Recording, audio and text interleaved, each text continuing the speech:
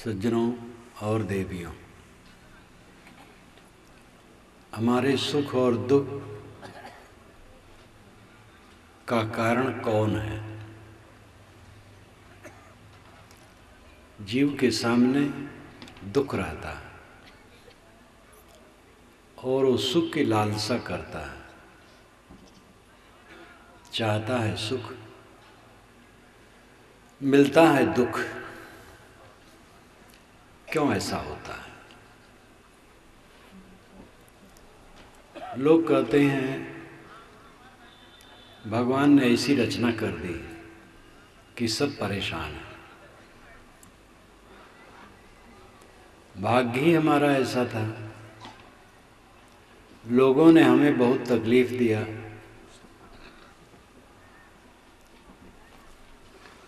इस प्रकार आदमी अपने बोझा को दूसरे के ऊपर डालता है, अपनी जिम्मेदारी को न समझ करके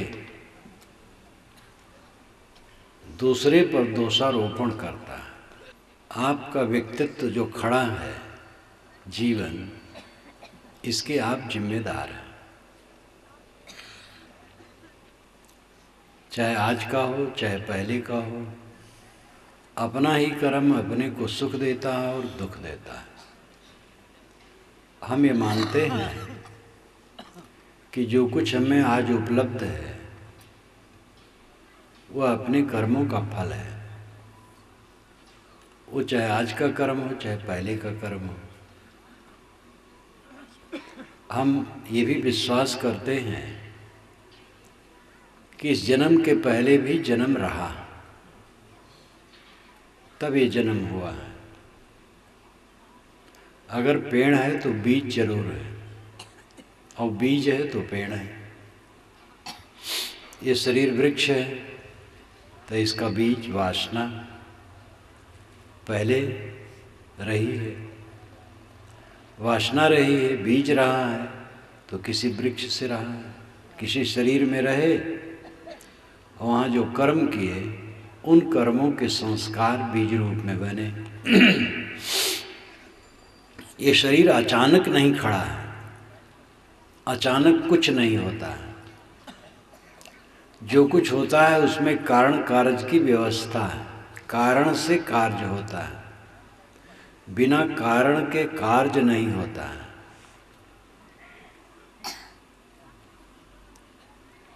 अगर हमारे जीवन में कुछ घट रहा है तो निश्चित है उसका कारण है। पहले जन्मों के कर्मों के फल भी आज होते हैं और आज के कर्मों के फल भी होते हैं। पहले जन्म के हमारे कौन कर्म थे हम जानते नहीं, इसलिए उसकी परवाह नहीं करनी चाहिए। जो आए उसको सह लेना चाहिए। वर्तमान में जो हमारे कर्म हैं उन पर ध्यान देना चाहिए। पहले के जो कर्म हैं, अच्छे हैं बुरे हैं, उनके फल सुख और दुख आएंगे। सुख तो सबको प्रिय है, दुख किसी को प्रिय नहीं, लेकिन दुख भी आता है, इसको कोई टाल नहीं सकता। अचानक दुख आ जाता है, उसको सह लेना कर्तव्य है, निर्विकार भाव से सह लें। आज ऐसा कुछ न बनाएं कर्म जिससे दुख पैदा हो। मनुष्य की जिम्मेदारी वर्तमान की है, जो बीत गया है उसके लिए वो मजबूर है। वर्तमान में ऐसा करो जिसका परिणाम दुख न हो, और यही कल्याण का रास्ता है। कल्याण का मतलब है दुखी न होना। जो दुखी नहीं होता है उसका कल्याण हो गया। दुखी हम इसलिए होते हैं क्योंकि हमारी समझदारी सही नहीं है। हमारे शरीर पर कोई रोग आता है, वह रोग आज की असावधानी का फल है या पहले जन्मों का भी फल हो सकता है। ज़्यादातर तो आज की असावधानी का फल है। हमने कुछ गलती की, दूसरा आदमी क्षोभित हो गया और हमारे साथ दुर्व्यवहार किया, तो उसमें मूल तो मैं ही हूँ। अगर मैंने कोई गलती नहीं की और दूसरा मेरे साथ दुर्व्यवहार करता है तो क्षमा का पात्र है, क्योंकि वो समझदार नहीं। क्षुब्ध होने की ज़रूरत नहीं है, सह लेने की ज़रूरत है और साधुता प्रकट करने की ज़रूरत है। लोग कहते हैं हनी को हना पाप दोष न गना, जो मुझे मारा मैंने उसको मारा, और जब मैंने उसको मारा तो उसने फिर मुझे मारा, तब फिर मैंने उसको मारा, तब फिर वो मुझे मारा, तो कहाँ तक चलेगा? इसलिए मारा मारी में सुख नहीं, रुकने में सुख है। ज़्यादातर मारा मारी तो घर में होता है, बाहर तो कभी कभार किसी से विवाद होता है। ज़्यादा मारा मारी घर में होता है। पत्नी ने कुछ कह दिया तो पत्नी डबल कह दिया, फिर पत्नी के मन में गुब्बार बन गया तो फिर समय से उगलती है, तो पति फिर नाराज होता है। ऐसे पुत्र, देवरान जेठान, ननद भावज, सास बहू, सब जगह यही बात है। न सहने के कारण दुख है, सालों दुख नहीं होगा। लोग कहते हैं कहाँ तक सहते जाएं। उत्तर है जहाँ तक दुख आए वहाँ तक सहना है। न सहोगे तो दुख और बढ़ेगा।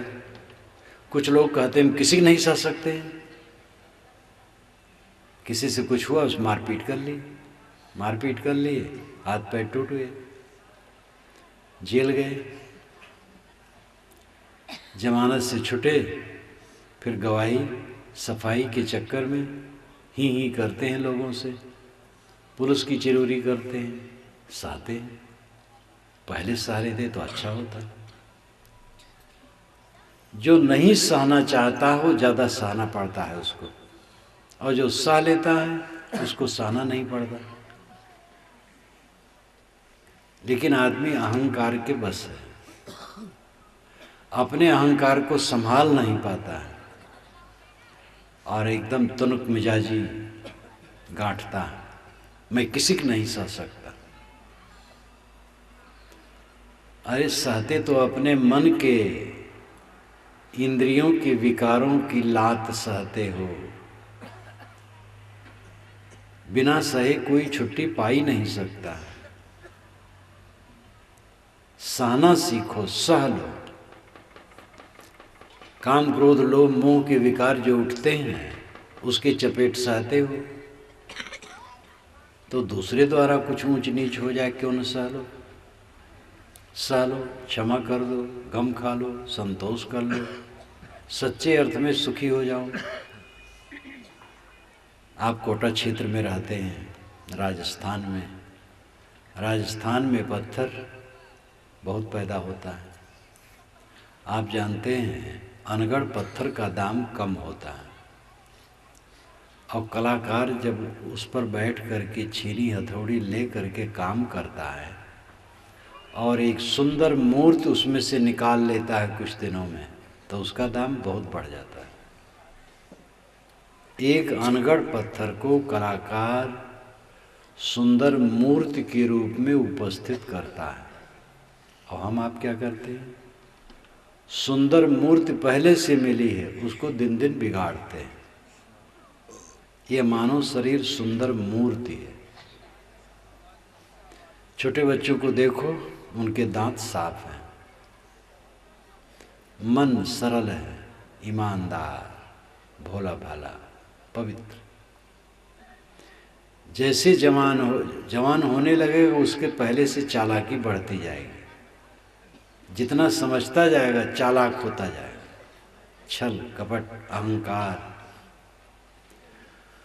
और जैसे कमाने लगेगा तंबाकू खाना शुरू करेगा, बीड़ी पीना शुरू करेगा, सिगरेट शुरू करेगा। बोतल के प्रेमी आजकल बहुत बढ़ रहे हैं। बोतल की भी जरूरत नहीं है, पन्नी में काफी है। आज का तो पैकेट बंद शराब। देवियों को धन्यवाद है, इससे बची। कोई कोई देवी बीड़ी पी लेती, ये गलत है। देवियां अगर बीड़ी पिए, तम्बाकू खाएं तो और गलत हो जाएगा। माताएं जगत जननी हैं, और जगत जननी बीड़ी पिए, तम्बाकू खाए, पान खाए या और भी नशा का सेवन करे, तब फिर कहाँ उद्धार होगा। माँ की गोद में ही बच्चे पलते हैं, बच्चा बच्ची कोई भी हो, माँ की गोद में पलते हैं। और माँ जब दुर्व्यसन ग्रहण करेगी तो कैसे संस्कार बच्चों को अच्छे मिलेंगे। माता पिता संतान को पैदा करते हैं, उसमें माता का स्थान बहुत ऊंचा है। वो 9 महीने गर्भ में धारण करती, पैदा करती है, पालती है, पोसती है। बचपना में तो बच्चा माँ से जुड़ा ही रहता है, जवान होने पर भी जुड़ा रहता है। माँ का आश्रय बच्चे को ज़्यादा है। इसलिए नीति में लिखा है कि माँ बाप बैठे हों और पुत्र बाहर से आए तो पहले माँ का नमस्कार करें, तब पिता का। सीताराम हम कहते, राम सीता नहीं, सीताराम। सीता तब राम, माता तब पिता। माता पिता का आदर होना। कितने लड़के माता पिता से बोलते नहीं, वहीं घर में हैं, बांट करके रहते हैं। कहीं कहीं नहीं बांटे हैं तो भी नहीं बोलते हैं, और बांट करके रहते हैं और बोलते नहीं, बात नहीं करते। जब लोग गलियों में निकलते हैं तो परिचितों को नमस्ते करते हैं, नमस्ते, राम राम, लेकिन अपने घर में किसी से नमस्ते नहीं करते। जबकि माता पिता का नमस्कार रोज करना चाहिए। सतगुरु कबीर ने कहा है, चींटी चावल ले चली, बीच में मिल गई दार। कहें कबीर सौंसो पड़ा, एक ले दूजी डार। चींटी चावल लेके जा रही थी, इतने में दाल मिल गई, रुक गई। उसको लालच हो गया, दाल ले लूँ। लेकिन आप जानते हैं चींटी या तो दाल ले या तो चावल, दोनों नहीं ले सकती। और खड़ी सोच रही क्या करूं। इतने में कबीर साहब आ गए। उन्होंने कहा, भाई एक ले दूजी डाल, एक को ले दूसरे को छोड़, दोनों नहीं बनेगा। ये अन्योक्ति अलंकार में कहा हुआ काव्य है। इसका अर्थ है जीव शुद्धता लेके चला, लेकिन बीच में माया मिल गई। माया में लोभा गया। तो एक क्षण में या तो माया में रहो या तो राम में रहो।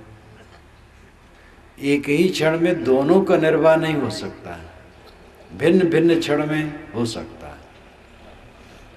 जितना माया में रहोगे उतना दुखी रहोगे, जितना राम में रहोगे सुखी रहोगे।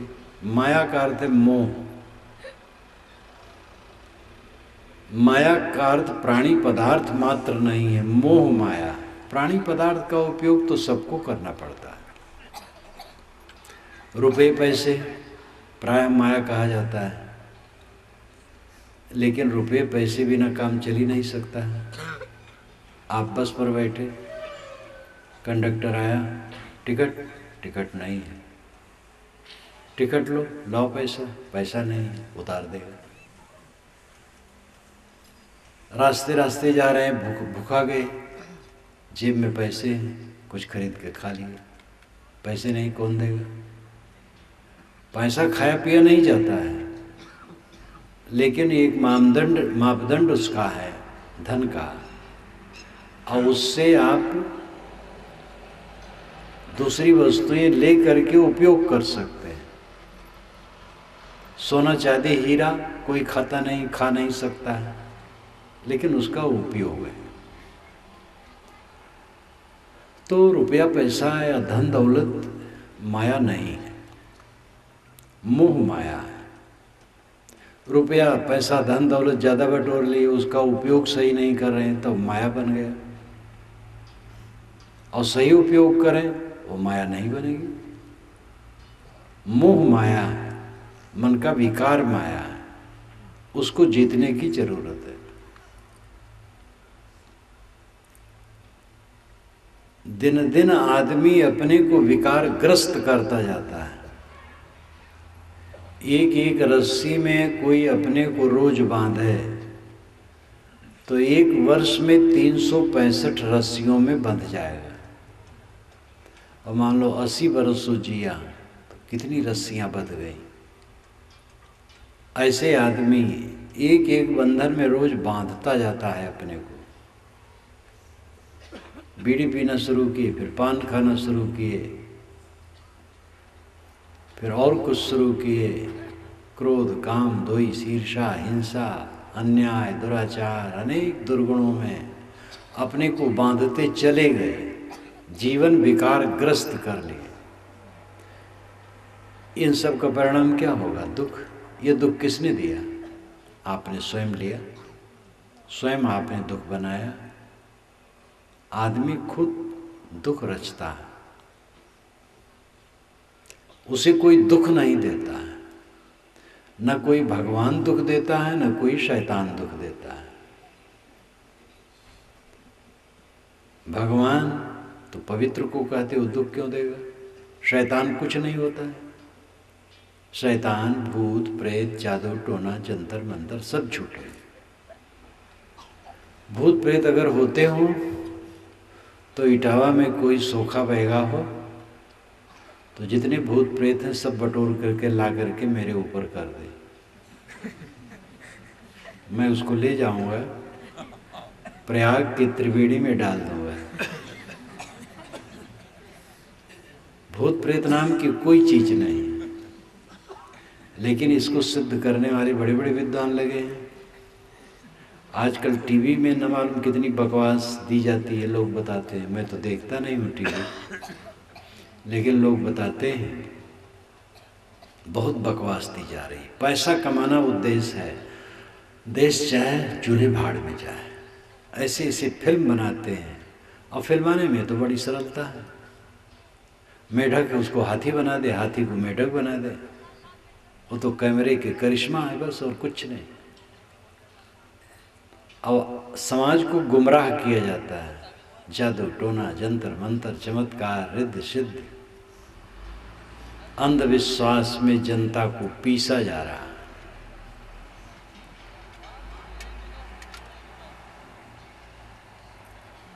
दिशाशूल आपको लगता है, मंगल बुद्ध उत्तर दिश काला। मंगल बुद्ध उत्तर जाओगे तो काल है, यानी मंगल बुद्ध को जयपुर नहीं जाना चाहिए कोटा से। बसें बंद करनी चाहिए, ट्रेनें भी बंद करनी चाहिए। और गुरुवार को दक्षिण नहीं जाना चाहिए। दिल्ली से बंबई गुरुवार को नहीं जाना चाहिए। ट्रेनें बसें सबको बंद कर देना चाहिए। और लोग जाते ही कुछ नहीं होता है। छींक दिए तो काम बिगड़ गया। छींक से क्या काम बिगड़ जाएगा?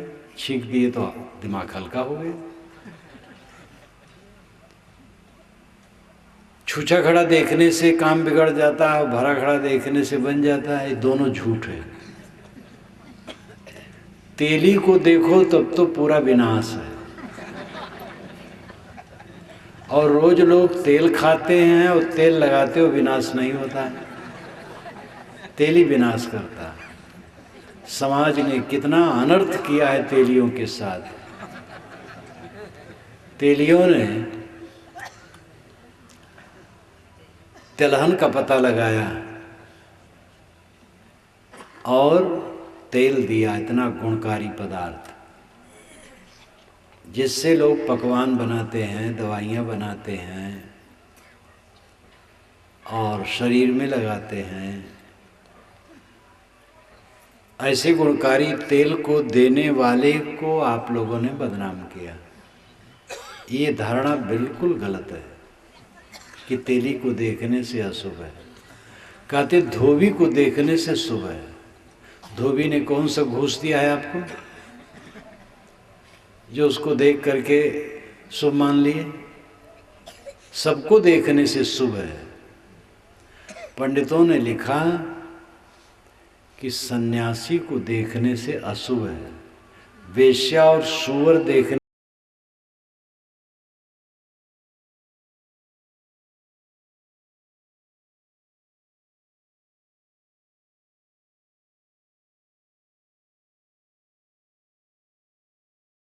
से शुभ है। ये पंडितों की लीला है, क्योंकि सन्यासी आएंगे तो वह कर्मकांड का खंडन करेंगे, कहेंगे अहम ब्रह्मास्मि मैं ही ब्रह्म हूं, तो पंडितों की रोजी रोटी मारी जाएगी। इसलिए सन्यासी को देखना अशुभ माना और उसकी जगह पर सुअर और वेश्या को देखना शुभ माना। ये सन्यासियों को और पतिहास किया। वेश्या देख करके क्या शुभ होगा? सावधान न रहो तो मन खराब हो सकता है। सुअर देख करके क्या कल्याण होगा? ये शकुन अपशकुन नाम की चीज बिल्कुल बकवास है। पुस्तकों में तो बहुत लिखा है, जो पुस्तकों में लिखा है सब सच थोड़े है। जो चमकता है वो सोना और जो लिखा है वो सच, ये धारणा ही गलत है। 55 वैदिक मुद्दे हैं जिसको पंडितों ने कलिवर्ज कह करके त्यागने की राय दी है। 55 मुद्दे हैं और वैदिक है।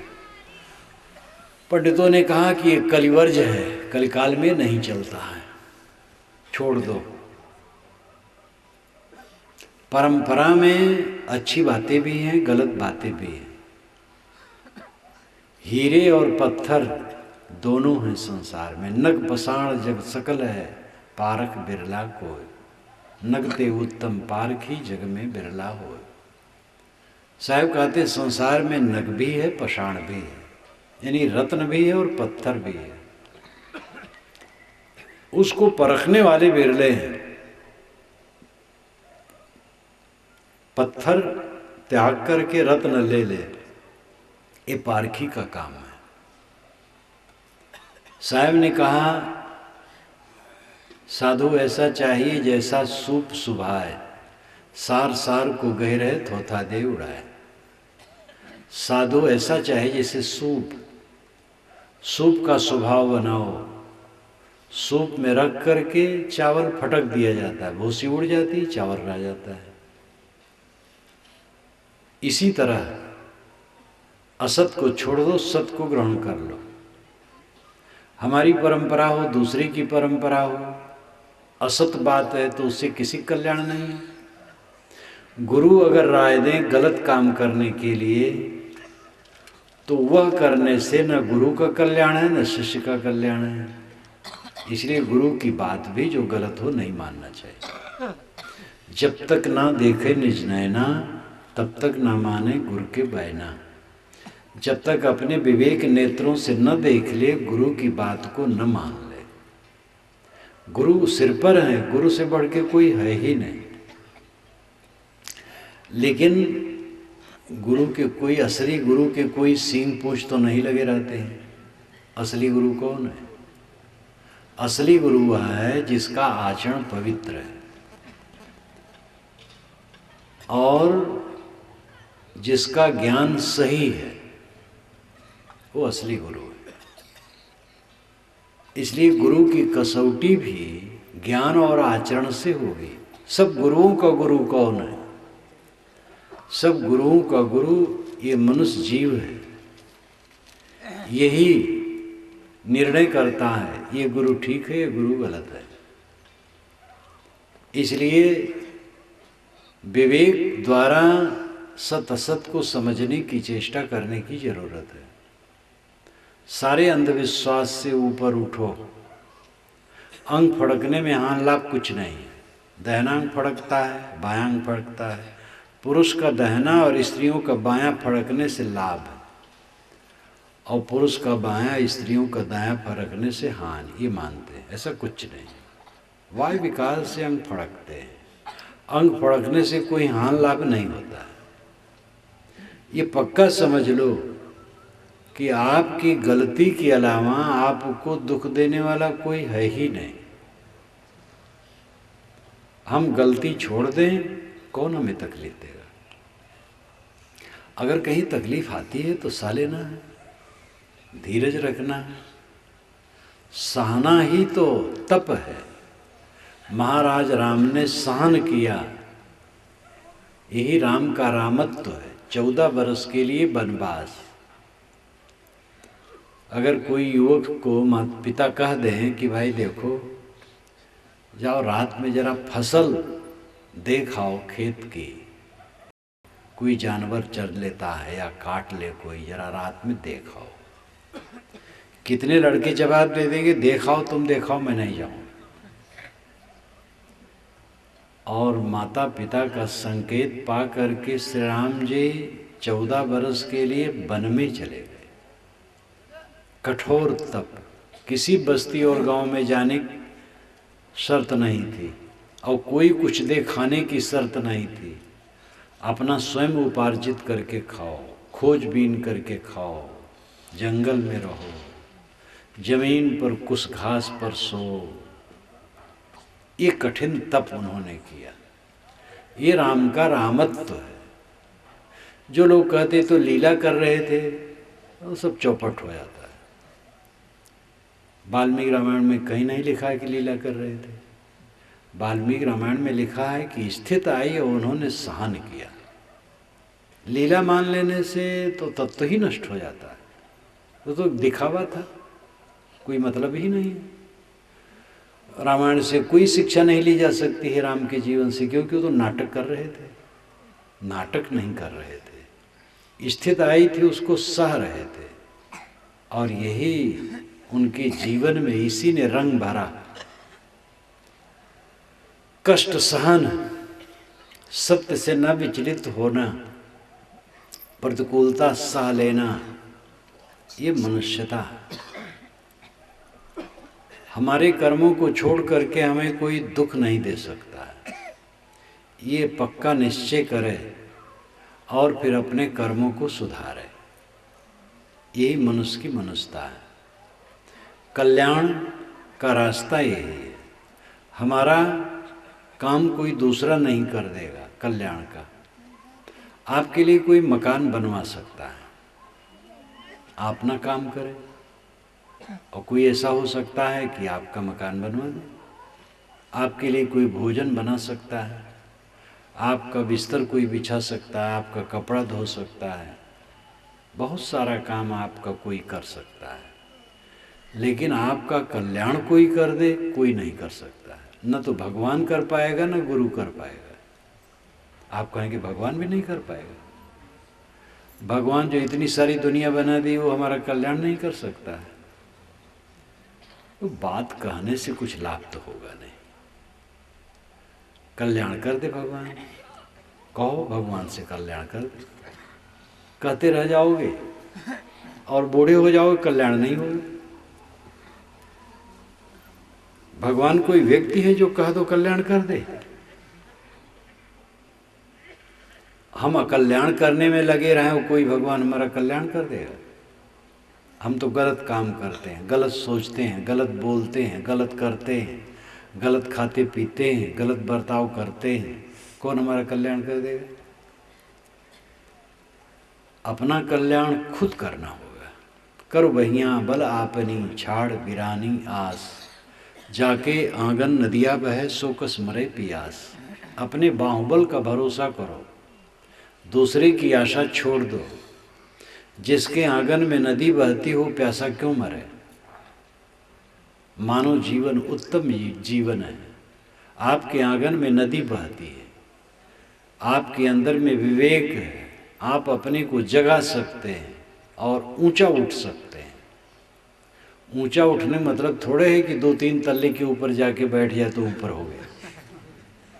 ऊंचा उठने मतलब है क्रोध छोड़ना, क्षमा करना, तृष्णा छोड़ना, संतोष करना, हड़बड़ी छोड़ना, धीरज रखना, किसी की बुराई न करना, किसी की निंदा न करना, प्राणी मात्र के प्रति करुणा, प्रेम, श्रद्धा, सद्भाव रखना, इंद्रियों पर संयम करना, मन का संयम करना, वाणी का संयम करना, अपने को सब तरफ से संभालना। सतगुरु कबीर की पंक्ति है, रहो सम्हारे राम विचारे, कहता हूँ जो पुकारे हो। ऐ मनुष्यों, मैं तुम्हें पुकार के कहता हूँ, रहो सम्हारे, अपने को संभाल रखो, और राम विचारे, राम का विचार करो। दो काम करना है, अपने को संभालना और राम का विचार करना। अपने को संभालना क्या है? मन, वाणी और इंद्रियां, ये तीन हैं आपके पास। इनसे गलत काम न होने दो, यही अपने को संभालना है। थोड़ी प्रतिकूलता आने पर उत्तेजना आ जाती है। जो नहीं बोलना चाहिए आदमी बोलने लगता है, जो नहीं करना चाहिए करने लगता है, नहीं सोचना चाहिए सोचने लगता है, मन खराब हो जाता है। और मन खराब हो गया तो सब खराब हुआ, जीवन व्यर्थ गया। अपने को संभालो, क्षण क्षण संभालो। थोड़ी सावधानी करोगे दुर्घटना घटेगी। सावधानी हटी दुर्घटना घटी, रेलवे यार्ड में लिखा रहता है। वहाँ तो शायद है कि सावधानी हटने पर भी दुर्घटना रोक ली जाए तत्काल, लेकिन मन में असावधानी होगी तुरंत घटना घटेगी, तुरंत दुर्घटना घटेगी। थोड़ा विचलित हो मन नीचे जाएगा। इसलिए अपने को संभालो। साधना यही है, अपने को संभालना। क्या नाम जपते हैं, क्या मंत्र जपते हैं, ये आपका विश्वास है। कोई राम नाम जपता है, कोई अल्लाह नाम जपता है, कोई कृष्ण, कोई केशव, कोई सतनाम, कोई ओंकार, कोई कुछ, कोई कुछ। मंत्रों में भी इसी प्रकार है। कोई वेद मंत्र जपता है, कोई कुरान की आयतें जपता है, कोई बाइबल के वचन जपता है, कोई और कुछ जपता है। तो जपना, मंत्र जपना, नाम जपना, ये अपने अपने विश्वास पर निर्भर करता है। असली भजन है मन वाणी कर्मों का शुद्धिकरण करना। अपने मन को, वाणी को, इंद्रियों को कायदे से रखना, यही असली भजन है। और इसके लिए निगरानी की जरूरत है, सावधानी की जरूरत है। इसको सतगुरु कबीर ने सहज साधना कही। सहज साधना, सहज साधना वह है जो सब समय हो सके। कितनी पूजाएं हैं बिना स्नान के संभव नहीं है। नमाज भी स्नान करके या हाथ पैर धोकर, अगर विशेष अशुद्धि है तो स्नान करके नमाज पढ़ा जाता है। विशेष अशुद्धि नहीं है तो हाथ पैर धो लिया जाता है, तब नमाज पढ़ा जाता है। पूजा भी स्नान करके करने का विधान है। लेकिन सहज साधना स्नान किए हो तब, न किए हो तब, सब समय। पूजा घर में, टट्टी घर में, घूर पर, खेत में, कारखाने में, दफ्तर में, दुकान पर, सड़क पर, हर जगह अपने मन को देखो कि मन क्या सोचता है। और उसमें कुछ गलत बातें हो तो निकालो। हरदम मन को सोच देखो कि क्या करता है। जो अपने मन को हरदम देखता है और उसको शुद्ध रखने की दृष्टि रखता है, बहुत जल्दी उसकी साधना बढ़ जाती है। किसी दिशा में परिश्रम ही से सफलता होती है। कोई बहुत ज़्यादा खेत खरीद ले और उसकी जुताई, गुड़ाई, खाद पानी डालना, कमाई न करे तो खेत ज़्यादा होने से क्या होगा? खेत की सफलता जब उसमें किसानी की जाए। दुकान खोल लिया, वस्तु ला के रखते नहीं हैं, टाइम से बैठते नहीं हैं, ग्राहकों से सुंदर बर्ताव नहीं करते हैं, तो दुकान कैसे चलेगी?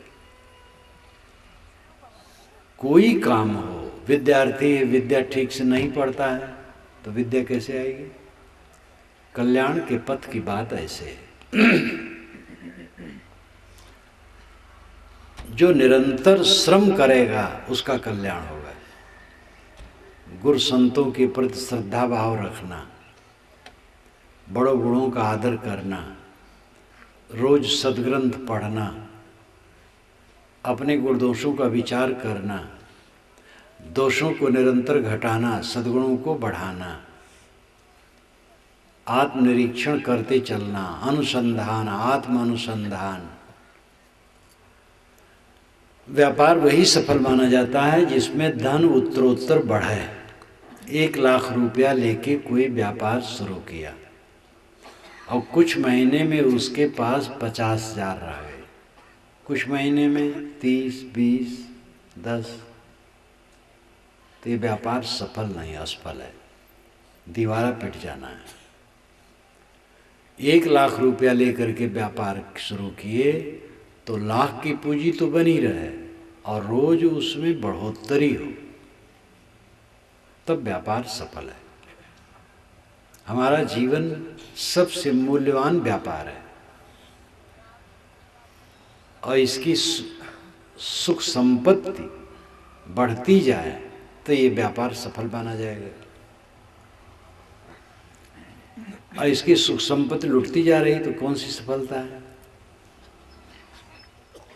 बचपना में जो प्रसन्नता रहती है जवानी में घट जाती है, ये घटा हुआ है। और जवानी की रही सही प्रसन्नता बुढ़ापा में खत्म हो जाती है। जितना आदमी बूढ़ा होता जाता है उतना खिन्न होता जाता है, दुखी, चिंतित, पीड़ित, क्लांत। बूढ़ों को तृष्णा और मोह ये ज़्यादा सताते हैं। मोह, तृष्णा सबको नहीं, जो विवेकवान है, साधक है, उनकी तृष्णा घट जाती है, मोह घट जाता है, मन विवेक में रम जाता है। लेकिन जो साधना नहीं करेगा, तृष्णा और मोह बढ़ेंगे, तकलीफ बढ़ेगी, विकार बढ़ेंगे, तकलीफ ज़्यादा हो जाएगी। व्यापार, जीवन रूपी व्यापार, घाटे में जाना कितना अपना बनाया दुर्भाग्य। दिन दिन धन बढ़े तब व्यापार सफल। इसी प्रकार दिन दिन प्रसन्नता बढ़े तब जीवन व्यापार सफल। पैसे से प्रसन्नता नहीं बढ़ती है। पैसे से जो प्रसन्नता बढ़ेगी, थोड़ा पैसा मिला, प्रसन्न हुआ मन, फिर खिन्न हुआ।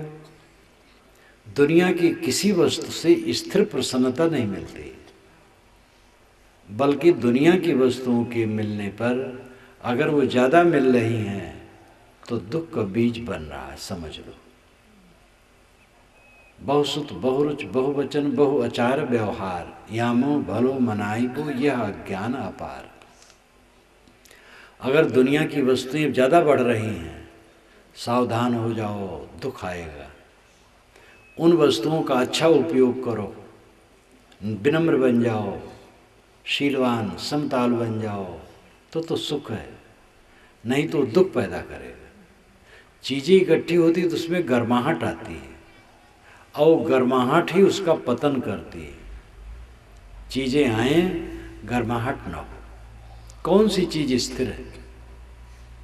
देखो, हम लोगों के सामने कितने प्रधानमंत्री बीत गए।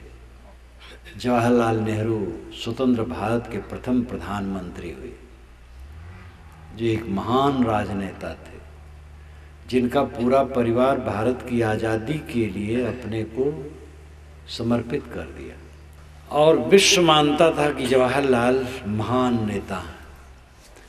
और वे जब आनंद वन में उनकी लाश जलाई गई तो एक विदेश के पत्रकार ने कहा, जो दुनिया का बड़ा नेता था एक मुट्ठी राख हो गया।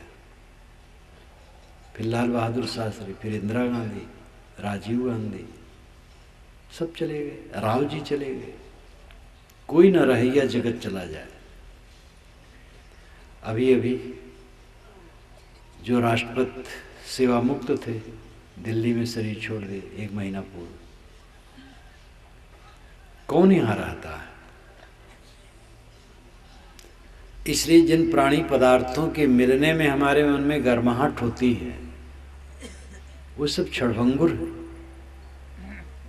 तो दुनिया की चीज़ों के मिलने से सावधान न रहे तो मन और दुखी होगा, विकारग्रस्त होगा। तत्काल तो आनंद लगेगा, लेकिन परिणाम में दुख बढ़ेगा। इसलिए सतत सावधान रहना चाहिए। स्थिर प्रसन्नता दुनिया की वस्तुओं में नहीं, स्थिर प्रसन्नता, स्थिर सुख, अस्थाई आनंद चित्त की निर्मलता में, जीवन की निर्मलता में, और वह आपको खुद करना है। कोई भगवान नहीं कर देगा। सदगुरु तो प्रत्यक्ष है, वो भी नहीं कर पाएगा, वो अपना करेगा, आपको राय देगा। राय देना कम नहीं है। अगर हमें कोई राय देने वाला न मिले तो हमें रास्ता नहीं मिलेगा। मैं स्वयं सोचता हूँ मुझे सदगुरु न मिलते तो क्या मैं ये सब जान पाता, वैसा रह पाता? तो सदगुरु मिले, संत मिले, रास्ता दिखाया, तब लगा और ये काम हो रहा है। संत गुरु बड़े बूढ़ों की सबकी कृपा है हमारे ऊपर, लेकिन अपनी कृपा अपने ऊपर हुए बिना कभी काम बनेगा नहीं। इसलिए अपने ऊपर कृपा करो, स्वयं जगो। हमारा कल्याण, हमारा पतन हमारे ही कर्मों से होता है। हर इंसान को यह स्वीकारना चाहिए, और यही तथ्य है। पुराणों में तो लिखा है 1000 जन्मों का पाप, 100 कल्पों का पाप, 4 अरब 32 करोड़ बरस का कल्प होता है। ऐसे सैकड़ों कल्पों का पाप गंगा में नहाने से कट जाता है, राम राम कहने से कट जाता है, सतनाम कहने से कट जाता है। ऐसी फर्जी बातें बहुत लिखी हैं, लेकिन ये सबसे और नुकसान है। ऐसा प्रचार करने से और नुकसान है। लोग तो लोगों के पाप बढ़ाना है इसमें। यहाँ तक लिख डाला गया है ग्रंथों में कि दिन भर का पाप शाम के जप से कट जाता है, और रात भर का पाप सुबह के जप से कट जाता है। बस दिन भर रात भर पाप करो, थोड़ा जप लो, कटा करेगा। लेकिन ये सब कुछ नहीं, कटे वटे को कुछ नहीं। पाप कटने का मतलब है फिर पाप न करना। पाप कट गए तो फिर पाप कैसे करेगा? पाप कटने का अर्थ है मन निर्मल हो जाना, और निर्मल मन से फिर पाप कैसे आदमी करेगा? इसलिए बड़ी खतरनाक बातें लिखी हैं ग्रंथों में, और ज्ञान की बातें भी लिखी, दोनों बातें हैं। आपको स्वयं जज बनना पड़ेगा और स्वयं जजमेंट देना पड़ेगा अपने को। निष्पक्ष दृष्टि अपनाओ, सार सार को गए रहे थोथा दे उड़ाए। विचारक बनो, चिंतक बनो, समझदार बनो। आप लोग सभी अपना अपना काम धंधा करते हैं। जो गुजर बसर का काम है, कोई इसमें व्यापारी होगा, कोई किसान होगा, कोई सर्विस वाला होगा, कोई और काम करने वाला होगा, पेट धंधा का काम सब कर रहे हैं। यह जो सभा आयोजित हुई है, यहाँ पेट धंधा के प्रशिक्षण की जगह नहीं, यहाँ कल्याण के प्रशिक्षण की जगह है। जैसे डॉक्टरों की शिविर लगे, तो डॉक्टर का शिविर होता है कि डॉक्टरों को राय दी जाए। बड़े डॉक्टर आते हैं, उसमें राय देते हैं, बताते हैं। वकीलों का है और का है, तो उनका अपना विषय होता है। संगीत का है तो उसमें संगीत का विषय होगा, किसानी के विषय नहीं होगा। ऐसे यह जो शिविर है, यह जो पंडाल है, यह जो सभा है, यह कल्याण साधन की सीख देने के लिए। कल्याण यानी शांत, दुख न पाना, जीवन में दुख न होना कल्याण है। थोड़ा फुंसी जब बुखार हो जाए शरीरधारी को तो हो जाता है, लेकिन मन प्रसन्न है तो उससे कुछ फर्क नहीं पड़ेगा। मन की प्रसन्नता कल्याण है, मन का आनंद कल्याण है, और ऐसा आनंद जो हर समय बना रहे। कैसी भी शारीरिक परेशानी आ जाए, सामाजिक परेशानी आ जाए, लेकिन मन प्रसन्न रहे, ये कल्याण दशा है। जिसको कोई रोक न सके, जिसकी बागडोर वही तो विश्व विजयी है। कैसी भी स्थिति आने पर मन पीड़ित न हो, प्रसन्न रहे, ये कल्याण की दशा है। अब आदमी क्या चाहता है? यही चाहता है अनंत सुख, ऐसा सुख मिले जिसमें दुख नाम की चीज कहीं हो ही नहीं। तो दुनिया में कौन ऐसा सुख है? सारा सुख दुख से मिश्रित है। बल्कि सुख क्या है? दो दुखों के बीच में जो अवकाश रहता है उसी को लोग सुख कहते हैं। अभी एक दुख मिला, फिर अभी दुख नहीं मिल रहा है, बीच में अवसर आ गया, दुख नहीं मिल रहा, बस वही सुख कहते हैं, फिर दुख आ जाएगा। दो दुखों के बीच को लोग सुख कहते हैं। सुख नाम की कोई चीज नहीं। इसलिए दुनिया के भोगों में सुख पाने की चेष्टा करना भ्रम है। स्थिर सुख, अखंड आनंद, परमानंद, परम तृप्ति, आत्यांतिक सुख, निर्वाण सुख, मोक्ष सुख, अनेक शब्दों में जिसको कहा जाता है, वो मन की निर्मलता और मन की प्रसन्नता है। और वो आपके अधीन है। आप करें तो हो जाएगा, नहीं करेंगे तो दुखी रहेंगे। इसमें और कोई लगने वाला नहीं है। पंडित महात्मा ज़्यादातर ये दुहाई देते हैं कि भगवान का नाम लो, सब ठीक कर देगा। ये ऊपर ऊपर की बातें हैं। भगवान कोई ऐसा अपने नाम का लोभी नहीं है कि उसका नाम लो तो बड़ा गदगद हो जाए और आपका काम कर जाए। ये तो खुशामद पसंद आदमी ऐसा करता है। भगवान कोई व्यक्ति भी नहीं है जो नाम लो तो सुनेगा और आपका काम कर जाएगा। वस्तुतः सत्य ही ईश्वर है और सत्य विश्वव्यापी नियम है। नियम को परखना, नियम के अनुसार चलना ईश्वर की उपासना है। भोजन करते समय संतुलित भोजन करो, ये ईश्वर की उपासना है। ज़्यादा खा लोगे पेट खराब होगा, कोई ईश्वर पचा नहीं पाएगा। कभी आप ज़्यादा भोजन कर लें जब, तो कोई नाम जपें, गलेगा नहीं। गंगा जल पिए तो भी कुछ फायदा नहीं होगा, गुरु का चरणोदक पिए तो भी कुछ फायदा नहीं होगा। जब ज़्यादा खा लिए हैं तो जब पच जाएगा धीरे से तब ठीक होगा। अब आगे सावधान हो जाए, ज़्यादा ना खाइए, यही चाह रहा है। थोड़ी थोड़ी बात से सीख लो। दुहाई देने से काम नहीं बनेगा, भगवान सब कर देगा। कहते हैं एक सज्जन ने कहा मेरे पास एक ऊँट है, 1 घंटा में वो 60 कोस चलता है। तो कहीं चला के दिखाओ। कहीं जब उसका मन होगा तब चलेगा। अब मने न हो, पते न चले तो प्रतिज्ञा करने से क्या होगा। हमारा ऊँट 60 कोस चलता है 1 घंटा में, कहते भर हैं, चलाते कभी नहीं है। भगवान कल्याण कर देगा। पंडित महात्मा कहते रहे और सब दुखी हैं, रो रहे हैं, वो कल्याण नहीं कर पा रहा बेचारा भगवान। आतंकवादियों को ठीक नहीं कर पा रहा है, जेब कतरों को ठीक नहीं कर पा रहा है, काम चोरों, मुफ्तखोरों, घूसखोरों को नहीं ठीक कर पा रहा है।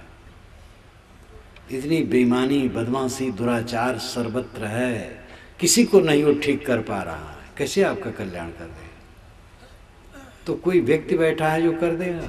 नियम है, प्राकृतिक नियम है, स्वाभाविक नियम है। नियम को पहचानो, नियम के अनुसार चलो। वो विश्वव्यापी है नियम, वही विश्वव्यापी ईश्वर है। आग छूओगे जलोगे, संतुलित भोजन करोगे सुखी रहोगे, बहुत कम खाओगे सूख जाओगे, ज़्यादा खाओगे बीमार रहोगे। गाली दोगे गाली पाओगे, मार दोगे मार पाओगे, मीठे वचन बोलोगे प्रसन्नता पाओगे। संयम से चलोगे सुखी हो जाओगे, असंयम से चलोगे दुखी हो जाओगे। विश्वव्यापी नियम है, इसको समझो। इसमें आपको मेहनत करना है, लेकिन मेहनत न करना पड़े, भगवान का नाम ले ले, वो काम कर जाए। आपका तो चले तो आप कहो हे भगवान, खेत में फसल खड़ी है, पक गई है, काट करके जरा मिजाई कर दो और वसा करके ला के हमारे घर में धर जाओ, और जरा गेहूं पीस दो रोटी बना दो और मेरे मुंह में डाल दो, घुट भी तुम ही कर दो। अब ये सब नहीं चलता है तो आदमी अपना करता है। हाँ, कल्याण के लिए कह देता भगवान तुम ही कर देना। कल्याण की कोई अदृश्य थोड़े है, कहते रहो और रोते रहो। अगर दुख नहीं मिटता है, मन की पीड़ा नहीं मिटती है, असंतोष नहीं मिटता है, तो कल्याण कहाँ हुआ? और ये तब मिटेगा जब विकार हटे, मन का पाप हटे, मन वाणी और इंद्रियों के दोष नष्ट हों, तब कल्याण होगा। इसलिए भगवान, ईश्वर, परमात्मा, अल्लाह, खुदा, गाड शब्दों से जो एक व्यक्ति ईश्वर के लोग कल्पना करते हैं कहीं बैठा है और मनाओगे तो आकर के कुल काम कर जाएगा, वो भ्रम है। विश्वव्यापी नियम ईश्वर है। नियमों को पहचानो, नियमों से चलो, तब सुखी होगे। अपने को संभालना पड़ेगा, खुद मेहनत करना पड़ेगा। अब आदमी खुद मेहनत नहीं करना चाहता है, इसलिए नाना बहाने बना लेता है। और कितने गुरु नामधारी तो समाज को यही कह करके लूटते हैं। उनका मंत्र जप लो तो व्यभिचार कर्म के नाश के लिए मंत्र है, चोरी कर्म की उसके लिए मंत्र है, जितने दुष्कर्म होते सबके लिए मंत्र बनाए हैं। वही मंत्र जब लोग सब कट जाएगा और कुछ कटे उटेगा नहीं। पाप करना छोड़ो, बुराई करना छोड़ो, शुभ मार्ग में चलना शुरू करो, तब पाप कटेगा। पाप कटने का मतलब है मन का निर्मल होना, क्रोध घट जाना, लोभ घट जाना, मोह घट जाना, काम वासना घट जाना, क्षमाशील, समता, संतोष, धीरज, विवेक बढ़ जाना, शांति मन में बढ़ जाना, ये आध्यात्मिक उन्नति है, जीवन व्यापार की उन्नति है। और अगर कोई करता रहे तो उन्नति होती चली जाएगी। दुख घटता चला जाएगा, सुख बढ़ता चला जाएगा। उलझा हुआ मन दुख है, सुलझा हुआ मन सुख है। और सुख दुख नाम की कोई चीज़ नहीं है। आपसे मैं कहूँ लोहा ले आओ, ले आओगे, मिट्टी ले आओगे, पानी ले आओगे, आग ले आओगे। लेकिन मैं कहूँ 1 तोला सुख ले आओ, कहाँ से लाओगे? सुख दुख कोई लाने की चीज़ नहीं है। मन उलझा है तो दुख है, मन सुलझा है तो सुख है। हमारे अपने गलत आचरण से मन उलझता है। जो गलत काम करेगा मन उलझेगा, जो सही काम करेगा मन सुलझेगा। कारण से कार्य होता, अचानक नहीं होता है। इसलिए कुल जिम्मेदारी अपने ऊपर है। बहानेबाजी से काम चलने वाला नहीं। कर वहियां बल आपनी, छाड़ बिरानी आस। अपने बाहुबल का भरोसा करो, दूसरे की आशा छोड़ दो। जिसके आंगन में नदी बहती है वो प्यासा क्यों मरे, ये साहस है। आप दुखी न हो, आप अपने को अनाथ न समझें, आप अपने को असमर्थ न समझें। आप समर्थ हैं, आप में बल है, विवेक का बल है, जगाइए। कौन से दोष को आप नहीं छोड़ सकते? तंबाकू बीड़ी में क्या रखा है, पान सुपारी में क्या रखा है? क्या आप नहीं छोड़ सकते? सारी बुराई छोड़ सकते। दुर्व्यसनों, दुर्गुणों और आसक्तियों को छोड़ने में थोड़ा परिश्रम है और उसका फल अनंत सुख है। और खाने में झूठा सुख है और दुख भरा है। दुर्व्यसन दुर्गुण के अनुसार चलने में झूठा सुख है और दुख आदि से अंत तक है। इन बातों पर विवेक करें। अपना बनाया दुख दूसरा कौन मिटाएगा? आपे जाल बिछाए गए, आप फंसे मतिमंद। कहाँ रोग कहाँ औषधि, कैसे मिले आनंद? अपना जाल बिछाया, अपना ही उसमें फंसता है, तो कैसे वो उसका कल्याण हो सकता है? इन सब बातों के लिए सद्बुद्धि चाहिए। और सद्बुद्धि के लिए संत गुरु की संगत, सेवा, भक्ति, सदग्रंथों का अध्ययन, एकांत में बैठ करके अपने गुरुदोषों का विचार, रोज रोज अकेले में 2 बार 3 बार बैठो, नहीं 2-3 बार तो 1 बार तो जरूर बैठो और अपने पर हिसाब लगाओ कि पहले से मेरी गलतियां घट रही हैं कि नहीं। अगर गलतियां घट रही, उद्वेग घट रहा है, शांति बढ़ रही है, सद्गुण बढ़ रहे हैं, तो सफलता हो रही। मन में प्रसन्नता बढ़ रही तो सफलता हो रही। प्रसन्नता का लक्षण ही है कि दोष घट रहे हैं। दोष बढ़ेंगे, अप्रसन्नता बढ़ेगी, खिन्नता बढ़ेगी, चिंता बढ़ेगी, उद्वेग बढ़ेगा, अशांति बढ़ेगी। क्यों आप कमाते हैं? खाने के लिए। क्यों खाते हैं? जीने के लिए। क्यों जीते हैं? इसका पता नहीं।